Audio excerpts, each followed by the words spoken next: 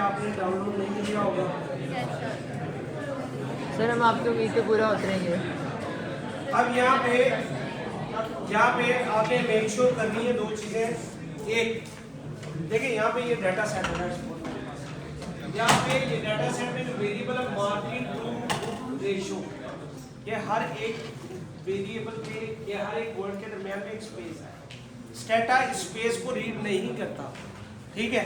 तो आपको वेरिएबल्स के नाम पहले आपको जो मैं डाटा यहाँ पे शो कर रहा था आपने देखा होगा उसने सारी एब्रीविएशन लिखी हुई है। वो एब्रीविएशन इसीलिए उसने लिखी है कि स्टेटा को एक सिंगल वर्ड का वेरिएबल चाहिए, ना कि मल्टीपल वर्ड्स का वेरिएबल। तो एक ऑप्शन ये है कि आप इसको भी वैसे ही ऐसे एलोकेट कर दें कि COH, लेकिन अपने पास नोट रख लीजिएगा, बाद में ये ना हो कि आप खुद ही भूल जाएंगे जनाब ये इसका मैंने क्या मतलब लिखा था। तो समटाइम ये मेरे साथ होता है, तो मैं ये ज़रूर करता हूँ कि आपके साथ भी ऐसे ही होगा कि आप भूल जाएंगे। तो एक ऑप्शन ये है। दूसरी ऑप्शन ये है कि मैं इसको एज इट इज ही रहने दूँ, लेकिन इन दोनों के दरमियान में मैं एक अंडरस्कोर का लेबल एंटर कर दूँ। तो अब मैं अगर अंडरस्कोर एलोकेट कर दूंगा तो ये इसको वन वर्ड ही कंसीडर करेगा, ये दो डिफरेंट वर्ड्स कंसीडर नहीं करेगा, ठीक है। तो आपने ये वाला काम सबसे पहले कर लेना। उसके बाद हम कहते हैं कि लेट्स सपोज ये मेरा डाटा सेट है। एक ऑप्शन इसको इंपोर्ट करने का है, दूसरा ऑप्शन है कि आप इस सारे वेरिएबल को डाटा को सिलेक्ट करें और डाटा में आए, डाटा के यहाँ पे एडिटर में आए, डाटा एडिटर में, और इसको कंट्रोल भी कर दें। तो वो आपसे पूछेगा कि पहला जो आपका पहली रो है वो नॉन न्यूमेरिक है, तो क्या वो वेरिएबल के लेबल है? तो मैं उसको कहता हूँ यस, वो वेरिएबल नेम्स है। तो इसने क्या किया, इसने उस सारे डाटा को रीड कर दिया, लेकिन यहाँ पे इसने किया क्या है, CO डुअलिटी की स्पेस खत्म कर दिया उसने खुद, ठीक है। उसने खुद ही कहा कि नहीं ये एक वर्ड है, दो वर्ड नहीं है, ठीक है। तो सम टाइम वो वर्ड जब मर्ज होते हैं तो हमें समझ नहीं आती, या वो उसको अगर उसको फिर भी समझ नहीं आएगी तो उसको वो क्या करेगा, उसने उसका नाम कर दिया है वेरिएबल 11। अब मैं भी ढूंढता हूँ, वो भी ढूंढता रहे कि वेरिएबल 11 क्या था, तो मैंने तो वेरिएबल 11 कोई नाम नहीं रखा। तो इसलिए बेहतर है कि आप खुद नाम एलोकेट कर लें, के बजाय कि वो उसका नाम कुछ भी एलोकेट कर दे। वेरिएबल 6 उसने एलोकेट कर दिया, तो मैं भी ढूंढता रहूं कि भाई वेरिएबल 6 क्या था मेरा, तो मेरा वेरिएबल 6 तो कोई नहीं है नाम। तो इसलिए बेहतर है कि आप खुद CO एजुकेशन को उसने ऐसे एलोकेट कर दिया, तो बजाय बेहतर है कि ये कुछ उसकी कन्वर्जन कर दे, बेहतर है कि आप खुद उसको कन्वर्ट कर दें। अब एक सूरत है कि मेरे पास यहाँ पे डाटा है सारा, ये जो डाटा आ रहा है ये रेड कलर में नहीं है, ये सब ब्लैक कलर में डाटा आ रहा है। सम टाइम आप डाटा एंटर करेंगे तो ये इसकी वैल्यूज दे देगा रेड, ये डाटा सारा रेड में एलोकेट किया, एक दो वेरिएबल दिखाना शुरू कर देगा रेड में। उसकी रीजन, ये जो डाटा रीड करता है स्टेटा, ये करता है, ये डाटा को समझता है न्यूमेरिक नंबर।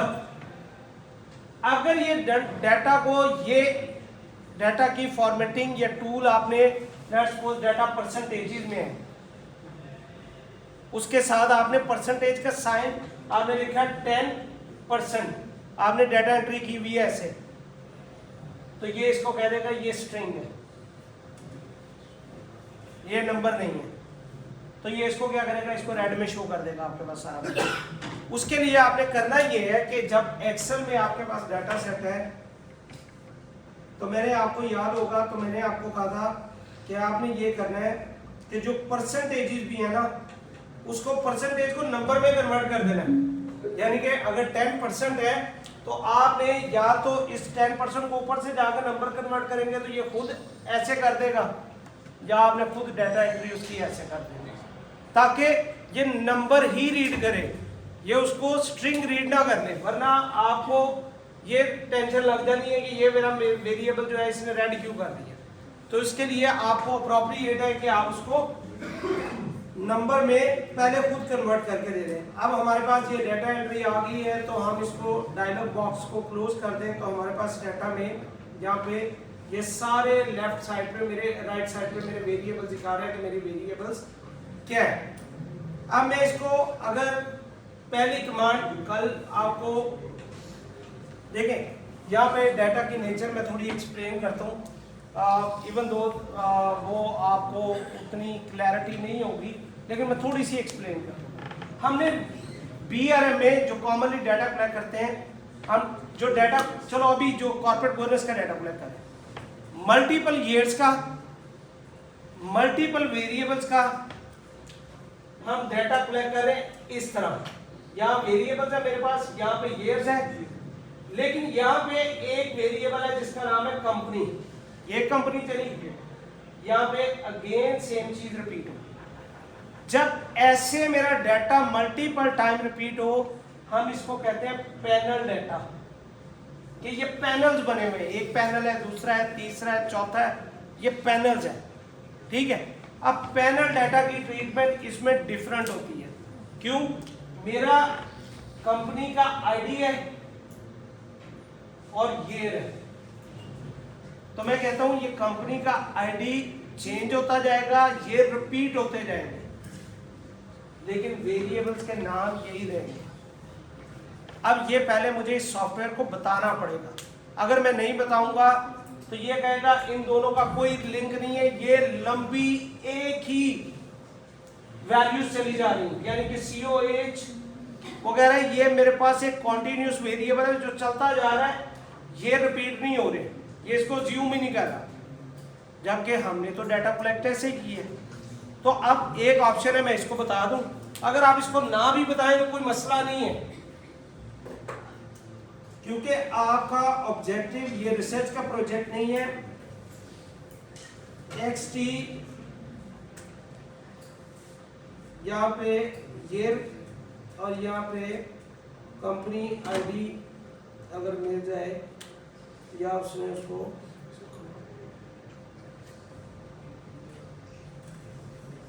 पता नहीं क्या कर दिया, वेरिएबल 6 उसका नाम है, ये इसका नाम है, तो आप XT सेट करके ईयर एंड आईडी दोनों पंच करके एंटर करेंगे तो ये उसको बता देगा कि ठीक है, मुझे समझ आ गई, आप ये कहना चाह रहे हो कि हर एक कंपनी है और वो एक सर्टेन ईयर ऑफ इंटरवल के बाद दोबारा दूसरी कंपनी आ जाती है, तीसरी कंपनी आ जाती है, तो इसको हम कहते हैं पैनल, उसको मैंने बता दिया। अगर मैं ना भी बताऊं तो आपके प्रोजेक्ट के पॉइंट ऑफ व्यू से उसमें कोई चेंज नहीं है, लेकिन रिसर्च के पॉइंट ऑफ व्यू से वो गलत हो जाएगा।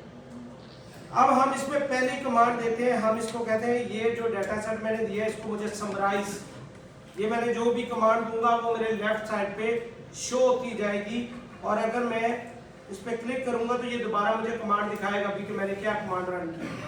तो मैंने कमांड रन की पहली समराइज, तो आप देखेंगे कि उसने समराइज करके, summarise is a command for descriptive statistic. अब आप ये देखें, यहाँ पे वो पूरे डिस्क्रिप्टिव स्टैटिस्टिक हर साल के, ये भी दे दिया उसने, COH, एक्सपीरियंस, सारे डिस्क्रिप्टिव स्टैटिस्टिक मुझे दे दिए। यहाँ पे ये मैक्सिमम मिनिमम वैल्यू बता रहा है, तो यहाँ से भी मुझे चांसेस ऑफ, अगर डाटा में कोई अनोमली रह गई है, कोई डाटा में कोई चीज मिसिंग है, तो ये बता सकता है। लेट्स सपोज यहाँ पे बोर्ड साइज का डाटा है और वहां पे लिखा हो कि मिनिमम 0, तो आपने बच्चे ने कोई ना कोई गड़बड़ की है, 0 तो नहीं हो सकता बोर्ड साइज, ये कैसे हो सकता, बोर्ड ऑफ डायरेक्टर्स ही नहीं है, कंपनी चालू है, ठीक है। तो यहाँ पे एक वेरिएबल है CO डुअलिटी 0 1 आ रहा है, ये लॉजिकली है, मुझे पता है कि इसमें मैक्सिमम और मिनिमम रेंज ही वैल्यू ये है।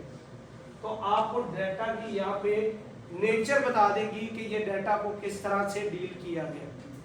तो आपको डाटा ये डिस्क्रिप्शन दे रहा है, ये मुझे अंडरस्टैंडिंग दे रहा है कि ओवरऑल डाटा मेरा है क्या, मेरा डाटा क्या क्या रहा है, इसकी मीन वैल्यू क्या है, एवरेज बोर्ड साइज क्या आ रहा है कंपनीज का, एवरेज बोर्ड इंडिपेंडेंस साइज क्या आ रहा है, CO एट्रीब्यूट्स, एवरेज रेम्युनरेशन क्या आ रही है, या आपकी फर्म में एज क्या आ रही है, हर चीज़, डेट टू इक्विटी, लीवरेज जिसको आप कैलकुलेट करें, तो आपको हर डाटा की डिस्क्रिप्शन समझ आती जाएगी कि यहाँ पे ये मीन वैल्यू में एवरेज है, ये डेविएशन फ्रॉम द मीन है, और ये मिनिमम है और ये मैक्सिमम है, और टोटल नंबर ऑफ ऑब्जर्वेशन से ये पता चल रहा है कि आपने डाटा कितने सालों का लिया है, और उसको मल्टीप्लाई बाय ईयर्स कर ले तो आपके पास ये नंबर ऑफ ऑब्जर्वेशन यानी कि 5 कंपनीज हैं और इनटू 10 ईयर्स का अगर आपने डाटा कलेक्ट किया तो ये ऑब्जर्वेशन 50 होनी चाहिए, ये 45 है।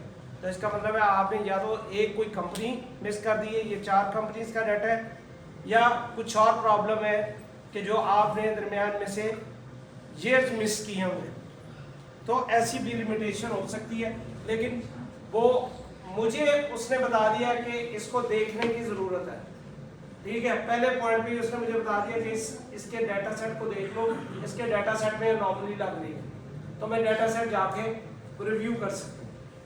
अब पहली कमांड में मुझे डिस्क्रिप्टिव स्टैटिस्टिक पता चल गई, तो ये डिस्क्रिप्टिव स्टैटिस्टिक मुझे अपने प्रोजेक्ट में रिपोर्ट करने हैं, इसको इंटरप्रेट करना है, ठीक है। अब इस डिस्क्रिप्टिव स्टैटिस्टिक को एक है मैं word by word line by line, और जिन्होंने बीआरएम नहीं पढ़ी वो कहेंगे कि हमें तो इसकी इंटरप्रिटेशन आपने सिखाई नहीं है, तो ये तो बड़ा मुश्किल काम है।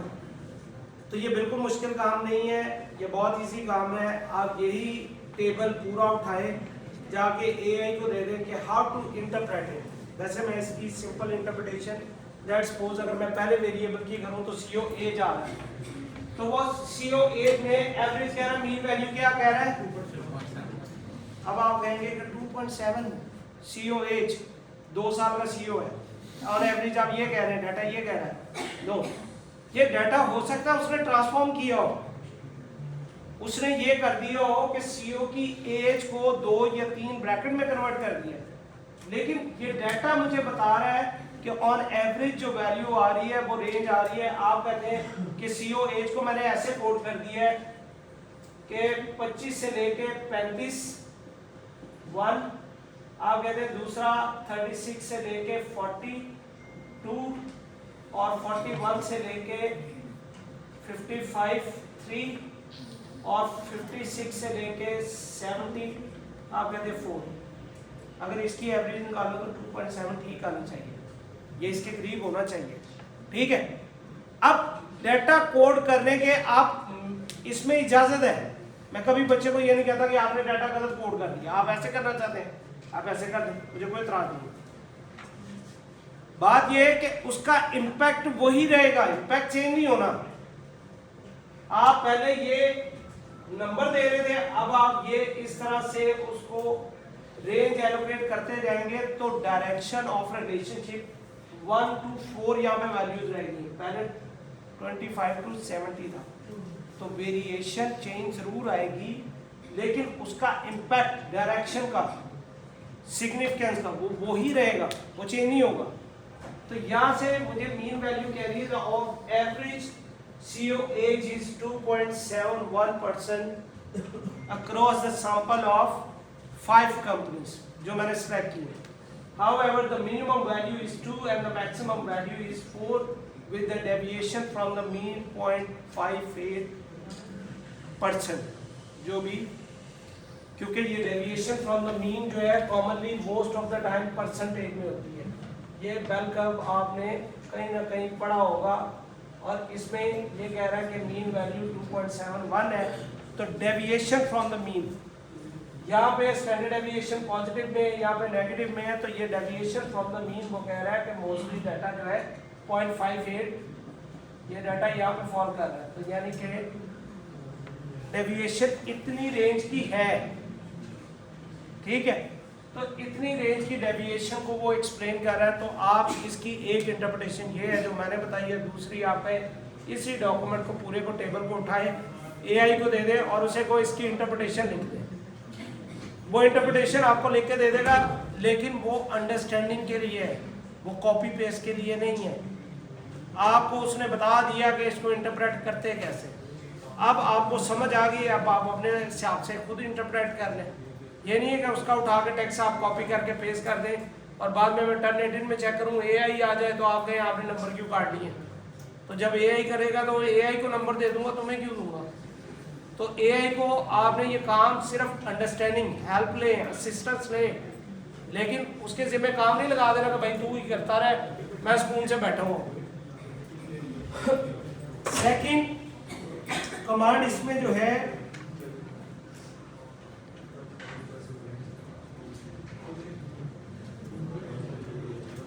आप कोरिलेशन लिखेंगे और अब यहाँ पे अगर आप देखें तो हर वेरिएबल पे जो ही मैं कर्सर लेके आता हूँ तो वो एक छोटा सा एरोगेट कर देता है।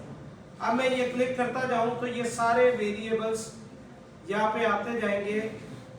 आपने ये सारे वेरिएबल्स यहाँ पे लाके जस्ट एंटर करेंगे तो ये इसकी कोरिलेशन का टेबल मुझे दे देगा। और मैंने कमांड क्या लिखी है, CORR, ये कमांड लिखी है CORR और आगे वेरिएबल्स लिखे हैं तो ये इसने कोरिलेशन का टेबल दे दिया है। ये कोरिलेशन क्या बता रहा है, ये बता रहा है कि CO एज के साथ ऑब्वियसली कोरिलेशन मान आएगा, लेकिन CO एज का CO टेन्योर के साथ 0.34 मीन 34% उनकी आपस में एसोसिएशन है। ये कह रहा है कि CO एज की और CO टेन्योर की, यानी कि लेट्स सपोज अगर मैं ये कहूं कि CO जो एज है वो इंक्रीज करती जाए तो यहाँ पे 0.34 यानी 34% उसका टेन्योर भी बढ़ेगा उसके साथ साथ। यानी कि जिस तरह CO एजेड होता जाता है वो अपने टेन्योर को प्रोलॉन्ग करने की कोशिश करता है। अगर ये सिनेरियो हो तो कॉर्पोरेट बोनस में कोई इश्यू है? क्या इश्यू आएगा? किसने बोला है? गलती से मिस्टेक हो गई सर।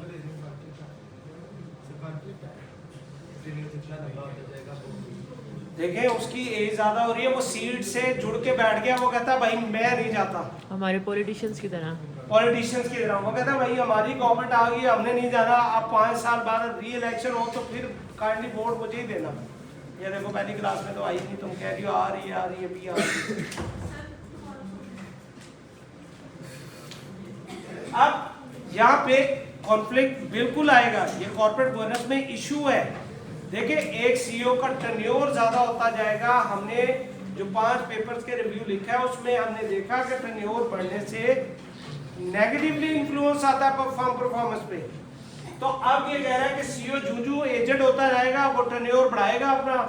अब टेन्योर बढ़ाएगा तो ऑब्वियसली वो प्रिंसिपल एजेंट कॉन्फ्लिक्ट को भी बढ़ाएगा और प्रिंसिपल कॉन्फ्लिक्ट को भी बढ़ा देगा। ये इसकी देखिए इंटरप्रिटेशन इसकी इतनी थी कि ये कोरिलेशन इतने % आ रहा है। इसका मतलब क्या है? इसका मतलब ये है जो मैंने बताया, and that is expected from you, not this one. ये परसेंटेज तो आप बताएंगे बट असल में है कि उसकी रैशनल समझें कि इसके पीछे रैशनल क्या है। अगेन इसी तरह मैं CO एज का ओनरशिप से देखूं तो इसका मतलब है CO ओनरशिप बढ़ रही है, 14% पॉजिटिव रिलेशन है। ठीक है, अगर इसके साथ नेगेटिव का कुछ साइन नहीं है, जैसे यहाँ पे नेगेटिव साइन आ रहा है, यहाँ पे आ रहा है, यहाँ पे आ रहा है, तो इसका मतलब है पॉजिटिव साइन है। एक चीज इंक्रीज करेगी तो दूसरी भी इंक्रीज करेगी। ठीक है, तो वो कह रहा है कि CO एज के इंक्रीज करने से ओनरशिप CO की बढ़ती है। इसका मतलब है कि CO जूजू एजेड होगा, वो अपनी ओनरशिप या अपने सेल्फ इंटरेस्ट में ज़्यादा इंटरेस्टेड है, वो चाहता है कि उसके पास ओनरशिप आए। तो ये जो आपका प्रिंसिपल एजेंट कॉन्फ्लिक्ट है ये बढ़ना शुरू हो जाएगा कि वो सेल्फ इंटरेस्ट में काम करने लग गया instead of share holders wealth maximisation. तो इंटरप्रिटेशन आपकी कोरिलेशन की इस तरह से आप, ये है फाइंडिंग रिपोर्ट करना। ये जो पहले मैंने परसेंटेज बता रहा हूँ that is known as finding. जो मैं ये बाद में उसको लिंक करके बता रहा हूँ इसको कहते हैं डिस्कशन। फिर यही डिस्कशन में लिटरेचर में जो मैंने पेपर्स रिव्यू किए हैं मैं उसमें देखूंगा लिटरेचर क्या कहता है।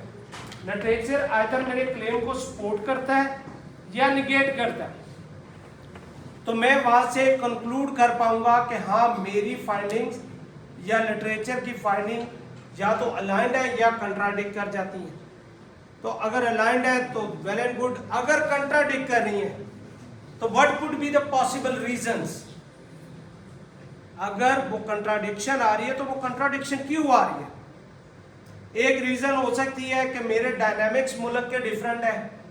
दूसरी रीजन ये हो सकती है कि यहाँ पे फैमिली ओनरशिप बहुत ज्यादा है या ओनरशिप कंसंट्रेशन बहुत हाई है कि चंद लोगों के हाथ में कंट्रोल है। रेगुलेटरी अथॉरिटीज वीक है। तो ये पॉसिबल रीजंस है, मुझे वो रीजन ढूंढनी होगी कि जो इसको कॉज कर रही है इस तरह होने में। अगर डेवलप कंट्रीज या बाकी कंट्रीज डेवलपिंग भी इससे डिफरेंट कह रही है, तो मेरे मुल्क में ऐसी क्या चीज़ डिफरेंट है कि जिसकी वजह से मेरी कंपनीज के रिजल्ट डिफरेंट आ रहे हैं।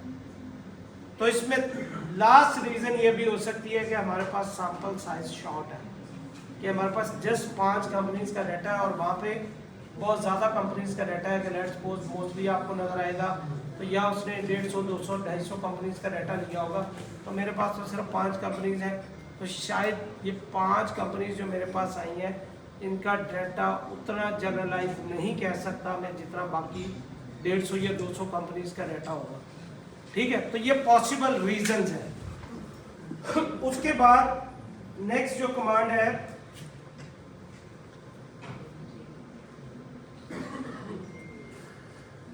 इस कमांड को reg के नाम से, अब यहाँ पे पहले मैं लिखूंगा, अभी इससे पहले तक मैंने वेरिएबल्स के सीक्वेंस की बात नहीं की, लेकिन अब वेरिएबल के सीक्वेंस इंपॉर्टेंट है। उसकी वजह यह है कि 2 वेरिएबल हमने कलेक्ट किए जो कि फर्म परफॉर्मेंस को रिफ्लेक्ट करते हैं। एक ROA आपको कहा गया और एक market to book ratio. ROA accounting based measure है, market to book ratio market based measure है। तो हमने वैलिडेशन ऑफ रिजल्ट के लिए हमने 2 प्रॉक्सीज लेनी परफॉर्मेंस की, एक अकाउंटिंग बेस और एक मार्केट बेस। अगर दोनों में डायरेक्शन सेम आती है तो इसका मतलब है रिजल्ट ठीक है। इसमें जो मैनेजरियल रोल है मैनिपुलेशन ऑफ अकाउंट्स में वो कम है। In other words information asymmetry कम है, यानी कि जो मार्केट में इंफॉर्मेशन है वो ही कंपनी डिस्क्लोज कर रही है। ठीक है, दूसरा अगर ये दोनों में डिफरेंस आ रहा है तो इसका मतलब है कि मार्केट कुछ और परसीव कर रही है और board of director book of account में कुछ और छाप रहे हैं। इसका मतलब है कि there is some hidden information जो कि शेयर होल्डर्स ने अंडरस्टैंड की है, परसीव की है, लेकिन बोर्ड ऑफ डायरेक्टर्स वो एक्चुअल पिक्चर डिस्क्लोज नहीं कर रहे। तो इसका मतलब है प्रिंसिपल एजेंट कॉन्फ्लिक्ट ज्यादा है। ठीक है, तो ये इंटरप्रिटेशन डाटा मुझे बताएगी। तो अब मुझे एक दफा ROA डाटा लेके और बाकी सारे जितने भी मेरे वेरिएबल्स हैं उनको as a independent variable consider कर लेना। तो मैंने सिर्फ यहाँ पे कुछ वेरिएबल्स लिए हैं और इसके रिजल्ट रन कर दिए हैं। अब आप देखें कि इसने ओमिटेड कर दिया। ओमिटेड किसको कर दिया? इसने 0 सोशल, ये सारा डाटा 0 1 में था, उसने इसको ओमिट कर दिया। वो कहता 0 का इम्पैक्ट क्या निकाला। इस वजह से वो मैं आपको कह रहा था कि आप कंबाइन कर दें वेरिएबल। तो फिर ये अब सोशल, इकोनॉमिक एंड एनवायरमेंटल को, एनवायरमेंटल सोशल गवर्नेंस को अगर 0 + 1 करूंगा तो आंसर आ जाएगा 2। तो अब ये इंडेक्स में आंसर 2 पुट किया होगा तो ये 0 1 खत्म हो गया, तो ESG का टोटल इंपैक्ट नजर आ जाएगा। लेकिन यहाँ पे उसने गवर्नेंस का और एनवायरमेंटल का तो इंपैक्ट दे दिया, उसने सोशल को ओमिट कर दिया। तो इसलिए मेरे पास इसकी इंटरप्रिटेशन बचेगी नहीं।